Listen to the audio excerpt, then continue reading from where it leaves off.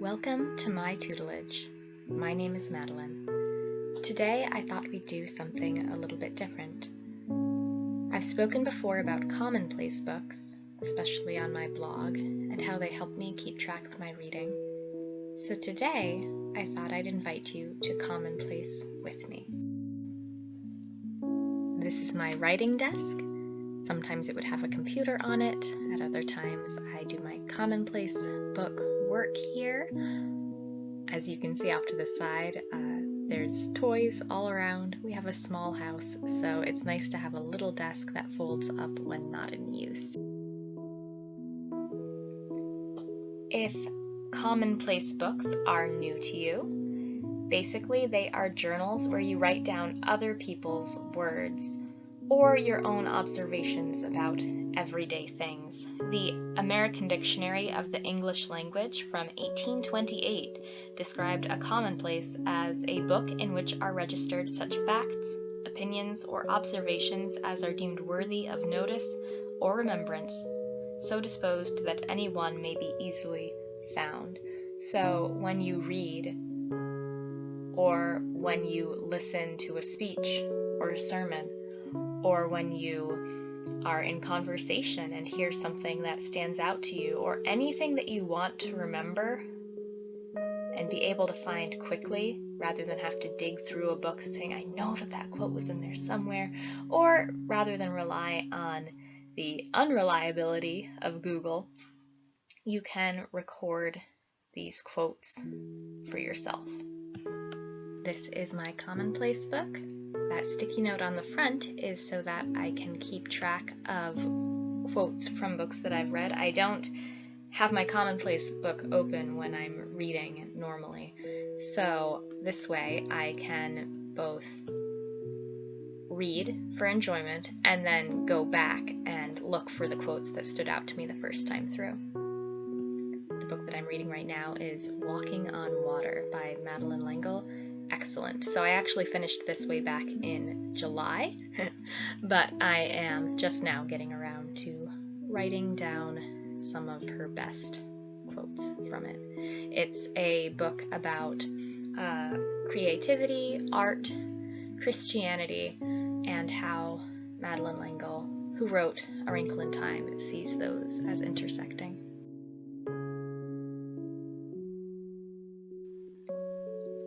I'd like to share with you some of my favorite quotes from the book that I took down in my Commonplace book.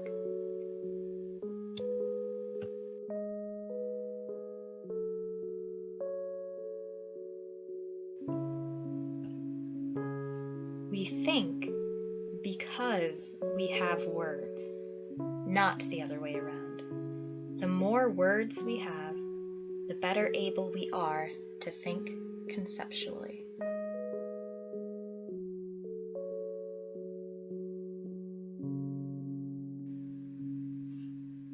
In art, either as creators or as participators, we are helped to remember some of the glorious things we have forgotten, and some of the terrible things we are asked to endure, we who are children of God by adoption and grace.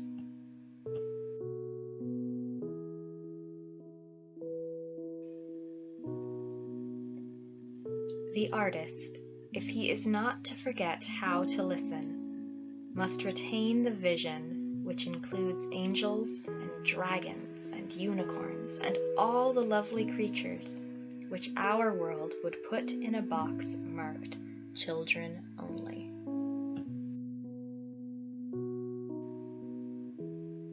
A children's book is any book a child will read.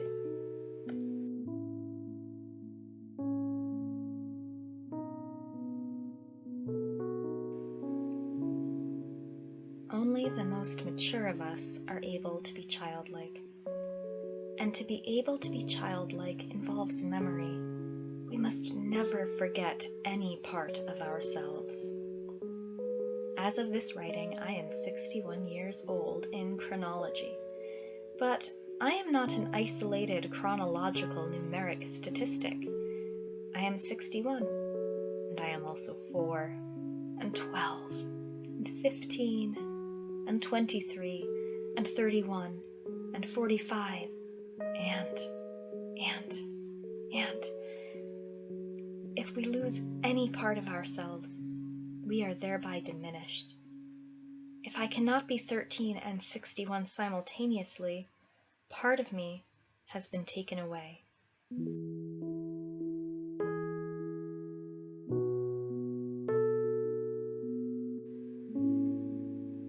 For growing up never ends. We never get there. I am still in the process of growing up, but I will make no progress if I lose any of myself on the way.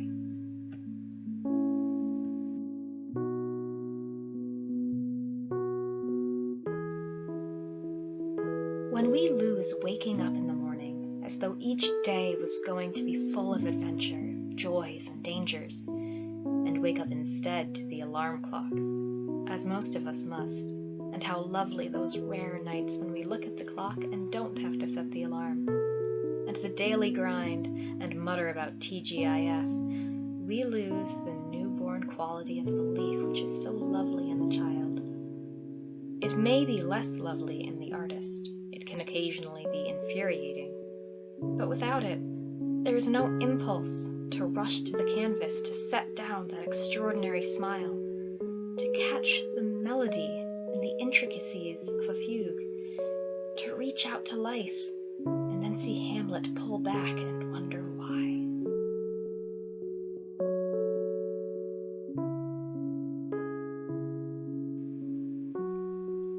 If our lives are truly hid with Christ in God, the astounding thing is that this hiddenness is revealed in all that we do and say and write. What we are is going to be visible in our art, no matter how secular, on the surface, the subject may be.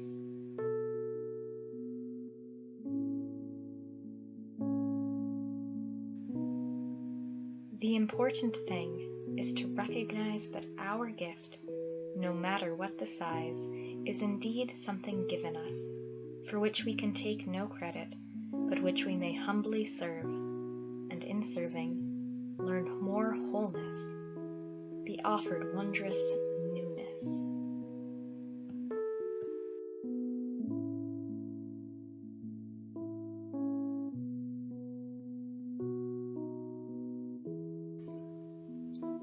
And that's all for me for today. Thank you for joining me. I hope that this encourages you to keep a commonplace book, and if you enjoyed this video, please let me know. It was very fun for me to do. Until next time, this has been my tutelage.